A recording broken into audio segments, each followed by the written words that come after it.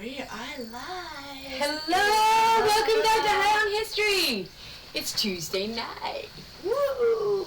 And oh my God, the rabbit hole we went down. Oh, okay. So, we've had a couple of weeks off of our day job for the holidays, and that means we've had time galore. So much. And so we didn't wind up staying with. Yes, we are covering Gobekli Tepe today. Yes, we are.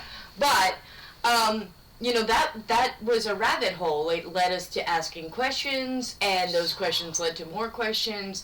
We went deep. We're going to go all the way back to actually, we're going to go all the way back to a woman named Aldi, I think she is named. Oh, yeah, Artie. We're going all the way back to Artie, just briefly, I swear. We're going to talk a little bit about human advancement so that when we get to Gobekli Tepe, we're making some sense, and you guys have a probably a more accurate sense of the time and the place for these people, which I don't know about you, but we've had the most mind-blowing journey. I think everything I knew was wrong. Yeah, everything I knew about Neolithic history was. I'm pretty sure we just rewrote 5,000 years of human history and human evolution. For ourselves, yeah. For ourselves, yeah. So yeah, if you're like us and a product of the American education system of the 80s and 90s, buckle up. Oh God, yes. Okay. I have so many notes, and I kind of want to refer to my notes, but where do you even want to begin? I think we should at least begin with the main point of Gobekli Tepe, or do you want to start with our even older ancestors? I guess I kind of maybe want to. Okay, so yeah, let's start with Lucy. Oh, yes. You guys know Lucy? Australopithecus afarensis. She was a hominid species, an early hominid species, 3.2 million years ago. Yeah. They're now speculating that she might have been capable of making flint stone tools. Apparently the oldest flint stone tools are now 3.2 million years. 4.4, wasn't it? I found 3.2 is the oldest flint stones. 3.3 or something. Yeah, 3.3. Yeah. Million years old. So that gives you this perspective, because Homo sapiens don't start appearing in the archaeological record until 300,000 years ago. So you have all these hominid species up until I guess genus might Homo habilis shows up 2.3 million years ago. 2.3 million years ago. Now, Homo habilis, so for a long time, and you'll see this if you look at an old textbook, for the longest time we credited Homo habilis as being the first to be making tools. And we considered them the first to be sort of human. We now know that's not the case. Other hominid species before the emergence of Homo habilis were already making at least very rudimentary tools. Yeah. And then we don't get even Neanderthals on the scene until 400,000 years ago. Which would have been the end of the Younger Dryas, right? Or right around the time of the Younger Dryas for the Neanderthals. I should have had no. Okay.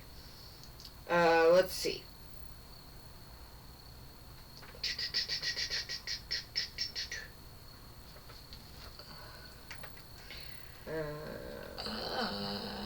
We're gonna hit Google real quick since we're in a silence.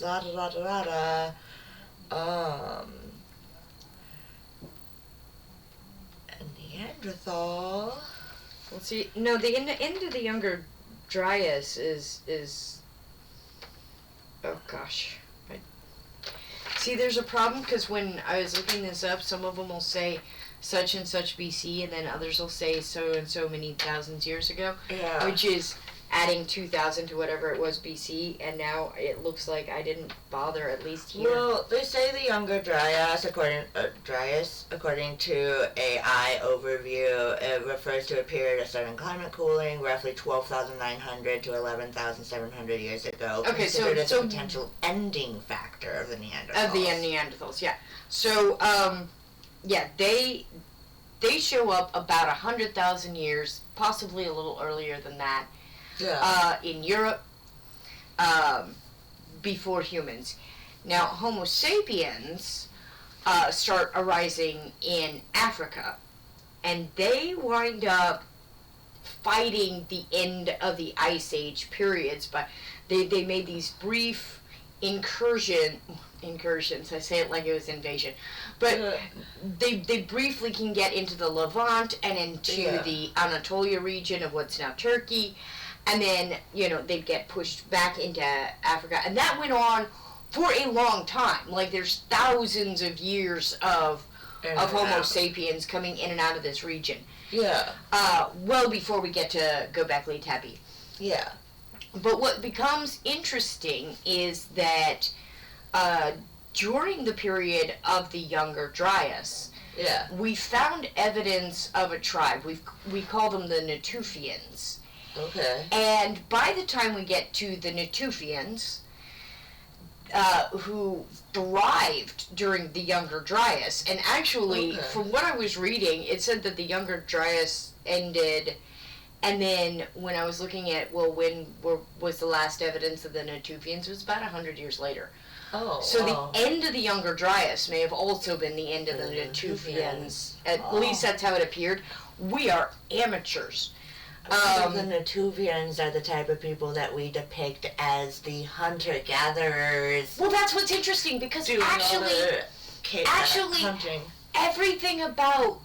Okay, so if you're like me, and you hear that phrase, hunter-gatherer, pre-pottery Neolithic, you're probably thinking some things that just aren't so. Right. So... Pre-pottery Neolithic, just as an aside, actually only applies to the Levant, Anatolia region of the world. The oldest pottery in the world is found from 20,000 years ago in China. It clearly predates the pre-pottery Neolithic, and then that is not the only example. There's pottery that was found in North America that is older than Anatolia's pre-pottery Neolithic era. Right. So it applies very specifically to that region. Yeah. But that's not to say that these people were in any way lacking in sophistication. The Natufians had jewelry, and they had art. So they obviously had time to scratch their bellies and feel safe. Right, and they had at least semi-permanent settlements. So a lot of times when people hear hunter-gatherer, we were taught that those people were highly nomadic, they didn't really settle anywhere. And we know that, at least during the Younger Dryas, and possibly in Africa, like you were talking about this week, well before. So the settlements can be thought of as more semi-permanent, so probably seasonal. They would spend winters over here and summers over here. Which would make sense. The animals migrate too. Right. So these were permanent settlements in that they were habitated over very, very long periods of time. Repetitively, which would make sense, because I found it. And the Younger Dryas lasted for 1,000 years. There's evidence of the Natufians in that region for the full 1,000 years. So they thrived there in these semi-permanent settlements. And in that time, this is really when you begin to see, they're not so much finding evidence of domesticated boar or domesticated sheep, but the grains, when they started doing the genetic tests, the grains are beginning to show very, very early signs of some domestication. Well, so these people were farming in a way, not in a way that we recognize today, but they were definitely beginning that process of cultivating. Wow. And then Early plant genetics. Goats are just very easy to... I don't know if you've ever met goats. I love goats. Goats are good. You know, by the time we get to Gobekli Tepe, Yeah. Which is... Hold on, this is the wrong sheet of notes. Here we go. So, 9,500 BCE. That's 11,500 years ago.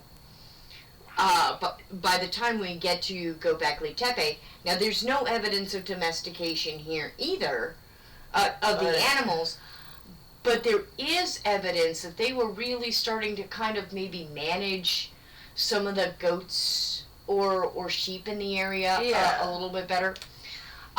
There's genetic stuff that they can do to look at the domestication, but we can't think of domestication as being like, oh, bam, this generation domesticated goats and this generation didn't have them. No. That obviously took thousands, because a wild thousands animal of does years. not trust a human right away. It takes time to... Well, it takes... Come on. It takes... okay, it takes generations for And it. their bone structure. So the bone structures of domesticated animals is one way that we tell whether an animal was domesticated or not. Right. But, like, that change of itself is going to take a really long time. Of course. So there's some evidence that there was at least some limited managing... Yeah. And certainly they knew where the livestock was. In addition, they had elaborate carvings of boar and gazelle and birds and all sorts of vultures. Yeah, the very famous vulture stone, which just prominently has a vulture.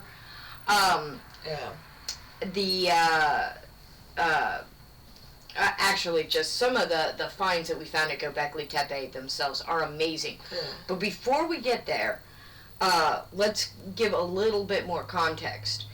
So, the Natufians, they were in the Levant. And for those of you who don't know, the Levant is Syria, modern-day Syria, Lebanon, Israel. Turkey, I assume. No, actually, it's not, no. But Jordan and the Palestinian territories. So that was the Levant, and then Turkey is, I believe, a little north of that. My geography is horrible. I'm just gonna say anyway. They're two separate regions, but they are close by. Well, they're close. Okay. Geographically. So the Natufians seem to die out, and then it's really shortly afterwards that we see several sites come up around Gobekli Tepe. So it's important to understand that here in this Anatolia, we're going to be here again and again. This area is so rich in history. We're going to go there for Derinkuyu. We're going to go there for Cappadocia. Over and over and over again, we're going to find ourselves in and around Anatolia through the ages. I know I want to talk about what's the railroad that came out of Turkey? It was an Orient Express. I want to talk about like Turkey and like that era of like the early 1800s industrial. Yeah. Like there's a lot of things. There's a lot of stuff. We're going to be there a lot.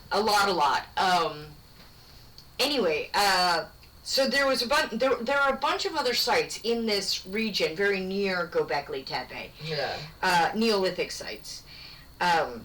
And please forgive my pronunciation. I did not have a chance to hear most of these words actually said. Kilisirk, Navali Kori, Tazli Tepe, Sefer Tepe, Karahan Tepe, Harbet Savan, Hamzan Tepe, and Urfa. Whoa. So all these sites are actually kind of popped up along. Yeah, they're kind of in this general region. And that suggests that there was at some point in time this was first of all, the water table was certainly higher. Right. Not to really jump ahead, but wasn't Karahan Tepe only like 10 miles away or something like that? It was 20 miles away. 20 miles. 20 miles away. And it was the one very uncontroversially labeled village. So there's definitely a myth about Gobekli Tepe that I do want to take a moment to debunk. Yeah. A lot of people think that it's the first temple, and that was posited by the first archaeologist who really understood that this was a Neolithic site and dedicated his life to studying it. Yeah. But he downplayed a lot of signs of domesticity at Gobekli Tepe, and he focused on the T-shaped monuments and the elaborate carvings. Yeah. In the sort of, I guess, amphitheater feel to it. Yeah. Almost like the Colosseum of Rome. But further research has been done. Among other things, they think most certainly these places were actually roofed. And they found evidence of flooring with layered bone and other materials that would actually make this beautiful, smooth flooring. Huh. So this is highly sophisticated. It's not just stone temples or stone monuments that honestly not at all vaguely resemble penises. The phallic symbols in this region are just everywhere.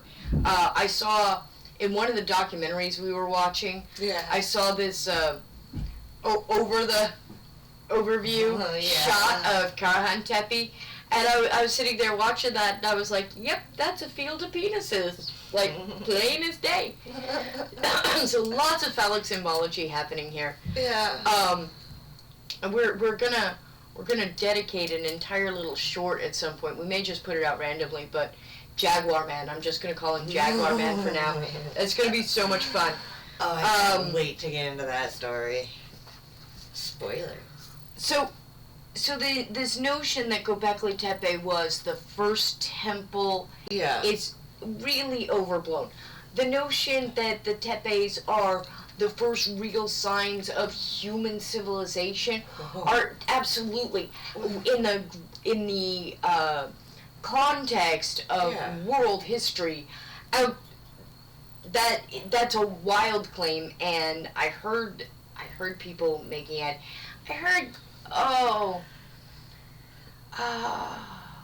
I do want to say this to all the viewers. I'm one of those people. I love a good myth. I love a good fantasy. I think love a good conspiracy theory. I do. That's kind of what got us into this.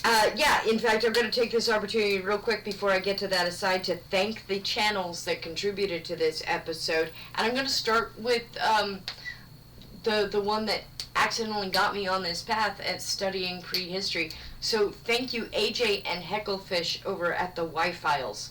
Because that oh my god, that was a wonderful episode. However, for much more historical accuracy, I'd like to thank the Archaeologist Laboratory, the Prehistory Guys, and History Time for deeply and carefully correcting prehistory for me.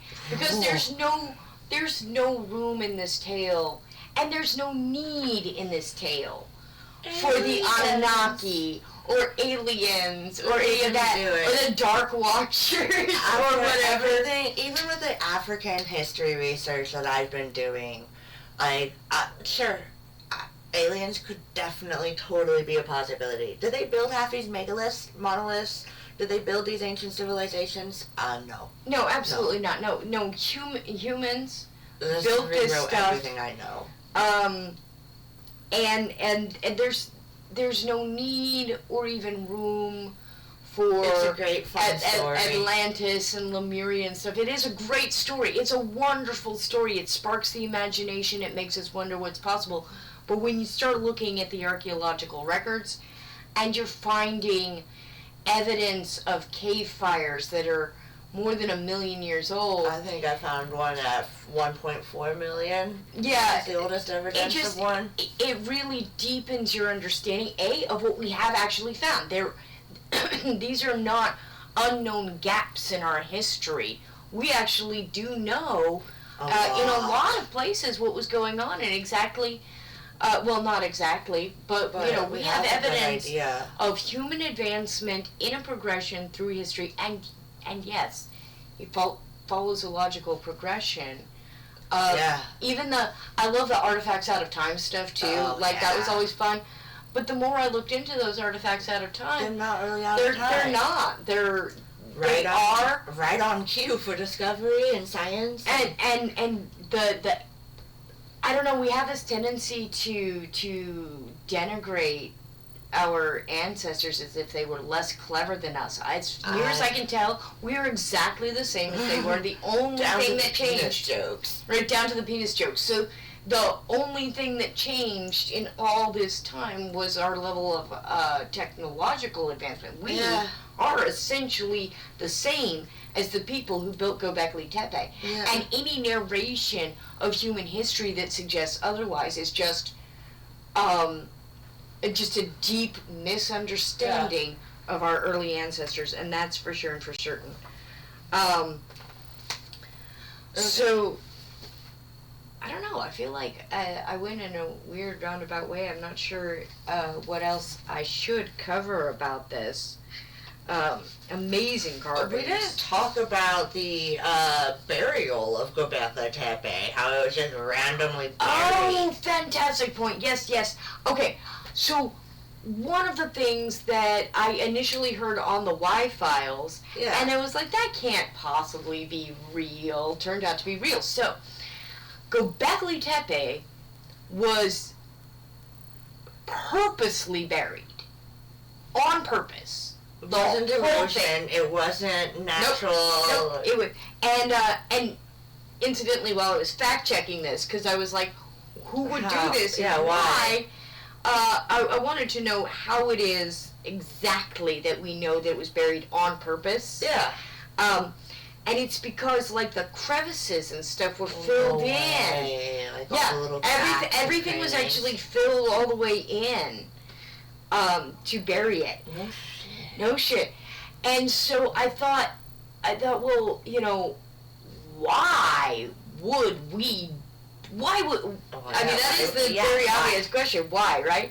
Yeah. I'm not the only person who postulated it. A lot of speculation was to be found on that particular subject. One speculation was to protect it. But that's not really actually the best, like, filling everything in like that is not necessarily the best way to protect it.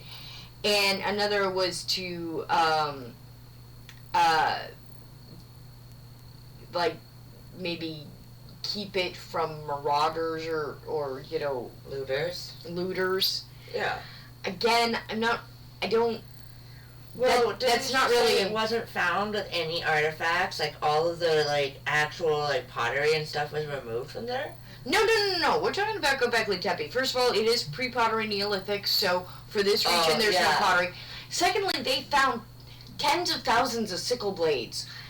They found mortars and pestles. They found the grains. Like, these people were eating wheat and barley in addition to hunting game.